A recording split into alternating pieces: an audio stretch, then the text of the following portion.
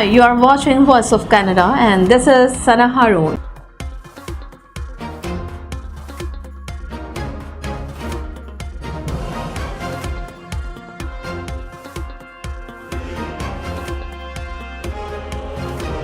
New York government Andrew Cuomo has announced his resignation a week after the release of a damning report about allegations of sexual misconduct, which heightened calls for him to step down. A reluctant resignation from one of the most prominent politicians in the U.S. Governor Andrew Cuomo spent mere seconds stepping down, using the rest of his 20-minute public statement to deny sexual harassment allegations against him and defend his record. It's been more than a week since a report by the Attorney General accused Cuomo of sexually harassing 11 women, including a former staffer. Now, New York State will have its first female governor, Kathy Hochul, Cuomo's second in command. Once praised for his handling of the pandemic that hit New York City hard last year, in Times Square today, little sympathy. Now one of the highest profile falls in the Me Too era, the case against Cuomo has added fresh fuel to a conversation sparked by the movement. 3 First Nations in British Columbia have come together to investigate the former site of St. Paul's Indian Residential School in North Vancouver for unmarked graves, as Ottawa announces funding for similar searches. Led by elders, leaders of 3 nations announced they've begun the search for unmarked graves. Records show at least 12 students died here, their names not recorded. It won't be easy. St. Paul's School was closed in 1959. A Catholic high school was built on the site. And Indigenous leaders are still waiting for more school records from Ottawa and the Catholic Church. Willie Naheny is trying to help. He's one of 18 members of his family forced to attend St. Paul's. Naheny says he's heard the stories of children who died here. From Ottawa Today, money to help. In total, $320 million new dollars to search for unmarked graves, create a national monument, and support survivors. But contrary to calls from some MPs, there won't be an independent prosecutor assigned to investigate residential schools. Instead, the Justice Minister is creating a special interlocutor's office. Manitoba Premier Brian Pallister says he will step down and not seek re-election, but it's not clear when he's leaving office. Pallister had previously hinted he wouldn't serve a full 2 terms. He kept it short, no questions. Brian Pallister, Manitoba's 22nd Premier, confirming what many have long suspected. He won't run again. I believe that now is the time for a new leader and a Premier to take our province forward. Elected in 2016 to a record majority, re-elected in 2019 promising a PST cut and a balanced budget, Pallister hinted at retiring early. Then the pandemic hit. We're bringing these difficult measures forward today to protect people. Pallister was the face of the response, basking in its early successes, later on the hot seat for its shortcomings. Criticized his government seemed unprepared for the devastating third wave. Pallister had a reputation for doing things his way, clashing with Ottawa, Winnipeg's mayor, Indigenous leaders, even his own appointees. A poll in June put support well behind the opposition NDP. Then came this, the Canada Day toppling of a statue of Queen Victoria. The people who came here to this country before it was a country and since didn't come here to destroy anything. Pallister made comments many construed as downplaying the damage of colonialism on Indigenous communities. A minister resigned, her replacement promptly added to the controversy. For the first time, government MLAs began to distance themselves. Pallister met with his caucus today. Canada's troubled relationship with China was put under more strain by the verdict and sentencing of Michael Spavor, whose arrest is seen as payback for the arrest of Huawei CFO Meng Wanzhou. Ambassador to China in Dandong last night draws a straight line between Robert Schellenberg's failed appeal and what's happening in a Vancouver courtroom this week. Huawei CFO Meng Wanzhou's lawyers made last-ditch efforts to stay her extradition case. Tomorrow, arguments on the substance of the extradition request finally begin. Canada-Chinese relations took a nosedive after RCMP arrested Meng in 2018 at Washington's request, just before Michael Spavor and Michael Kovrig were detained. Today, as Spavor waited to hear his fate, Ottawa condemned Robert Schellenberg's death sentence. We have repeatedly expressed to China our firm opposition to this cruel and inhumane punishment. Today, Western allies also condemned Beijing, just as they did during the trials of Spavor and Kovrig back in March. Some China watchers say that solidarity could have an impact. At home, the government continues to take heat over its handling of the crisis. Leader Erin O'Toole even called for a boycott of the Beijing Olympics. The Canadian Armed Forces will not agree to a complaint's request that the RCMP investigate a claim of historical sexual assault against Vice Admiral Haroon Edmondson, even though it was recommended by a former Supreme Court Justice. Stephanie Vio went public 4 months ago with one of the most high-profile rape allegations against a senior leader of the forces. A request to the military clear for RCMP officers to independently investigate her case. But now, months later, the military says it won't. Vio was a 19-year-old steward on board a Navy ship when she alleges her superior, Hayden Edmondson, raped her. A claim denied by Edmondson, now a vice admiral and former head of HR.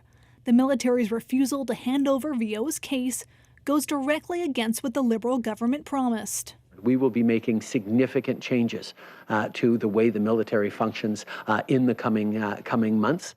Significant changes that include recommendations from former Supreme Court Justice Morris Fish to temporarily transfer sexual assault cases to civilian authorities until victims have more rights in the military. Experts say Vio's case is the first test of the Liberals' commitment to that, and it has failed. The Crown started laying out its arguments for Huawei executive Meng Wanzhou's extradition in Vancouver on Monday, with lawyers for Canada laying out arguments as to why she should be extradited to face fraud charges in the United States. Meng Wanzhou arrived at court today to hear the Crown's arguments in favor of extradition. Meng was arrested at Vancouver's airport in December 2018. She spent a week behind bars before being released on $10 million bail. Living under partial house arrest in a $14 million home, Meng has a curfew and is being tracked by a GPS ankle monitor and security guards. Her legal team maintains the arrest violated her rights and that she was used as a political pawn by then-President Donald Trump. But today, before a judge, the Crown argued this process has been fair and that there is evidence of fraud. The U.S. extradition request has worsened relations between Canada and China, which has repeatedly called for Meng's release. When Joe Biden was elected president, there was hope he would retract the extradition request, but he hasn't. The complexity, China's espionage cases against Canadians Michael Spavor and Michael Kovrig. After Canadian Michael Spavor was sentenced to 11 years in prison in China, some in Ottawa are hopeful he will soon be deported, while others are calling for a boycott of the 2022 Beijing Olympics. Diplomats from 25 countries showed support at Canada's embassy as Michael Spavor learned his fate. Today, China's embassy in Ottawa accused Canada of forming gangs to put pressure on the Chinese side and claimed it was completely futile. Canadian Ambassador Dominic Barton said Canadian officials are still trying to understand Spavor's sentenced Canadian Kevin Garrett to 8 years with deportation in 2016. Deportation would normally occur only after the sentence is served. Former Canadian Ambassador Guy Saint-Jacques was closely involved in that case. Election looming, Conservatives are calling on the Trudeau government to boycott next year's Winter Olympics in Beijing. Saint-Jacques agrees, saying Canada shouldn't lend itself to another Chinese propaganda effort like the one in 2008. Some say assembling allies for symbolic displays only goes so far. Quebec's back-to-school plan won't require classroom bubbles or masks, but mandates air quality monitoring, and the precautions aren't enough for some parents. School won't be exactly like it was before COVID, but something close to it. That means, like Alberta, Quebec students in elementary and high schools will still have to wear masks, just not while seated in the classroom. Gone, too, are the classroom bubbles. And activities are back. Vaccine passports will be required for high school students taking part in certain high-risk extracurricular activities. Critics, though, say the province is not responding to the threat posed by the more contagious Delta variant, particularly because those under 12 can't get vaccinated and remain vulnerable. To tackle the issue of ventilation, Quebec says 90,000 carbon dioxide readers will be installed in all classrooms, but not before mid-December. The readers help detect poor indoor air quality and potential problems with ventilation. High school and another in elementary school, Clermont, is worried.